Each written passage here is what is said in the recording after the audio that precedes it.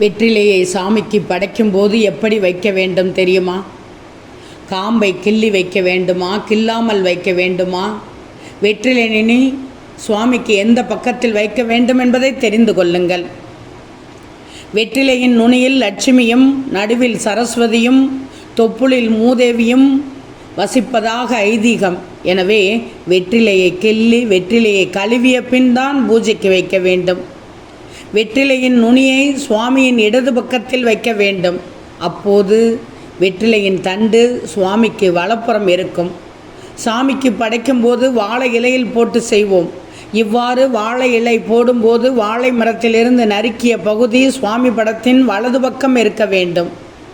மாலையில் வீட்டில் விளக்கேற்றும் முன் அன்னதானம் செய்தால் மிக நல்லது. விளக்கேற்றிய பின் தானம் செய்யக்கூடாது. ஆன்மீக வழிகாட்டல் ஸ்லோகங்களையும் நல்ல நடத்தைகளையும் தற்போது குழந்தைகளுக்கு கற்றுக் கொடுக்க வேண்டும். பெண்கள் தலைமுடியை கழுவி முடிச்சு போட வேண்டும். தலையை விரித்தால் லட்சுமி தேவி தங்க மாட்டாள். பூஜை செய்யும் போது சிலைகளின் பாதம், முகத்தை மலர்களால் மூடக்கூடாது.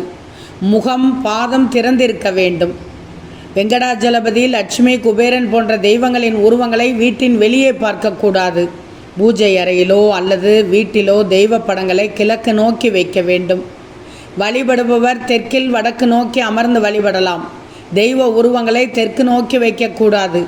கிழக்கு பக்கம் முடியாவிட்டால் தெற்கு பக்கத்தை தவிர வேறு திசைகளை படங்களை பார்க்கவும். வழிபடுபவர் தெற்கு, தென்கிழக்கு, தென்மேற்கு நோக்கி அமர்ந்து பிரார்த்தனை செய்யக்கூடாது.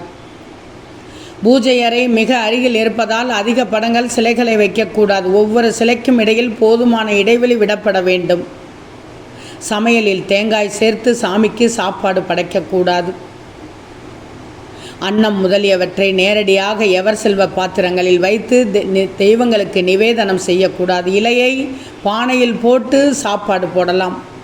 திங்கட்கிழமை அன்று பஞ்சால் செய்த விளக்கை கையால் தொடக்கூடாது. வீட்டில் கோலம் போடாமல், விளக்கு ஏற்றாமல் கோவில்களுக்கு செல்லக்கூடாது. சாமி படங்களில் காய்ந்த பூக்களை விடாதீர்கள். எரியும் விளக்கில் எண்ணெய் அல்லது நெய்யை கையால் தொட்டு பின் தலையில் தேய்க்க வேண்டாம்.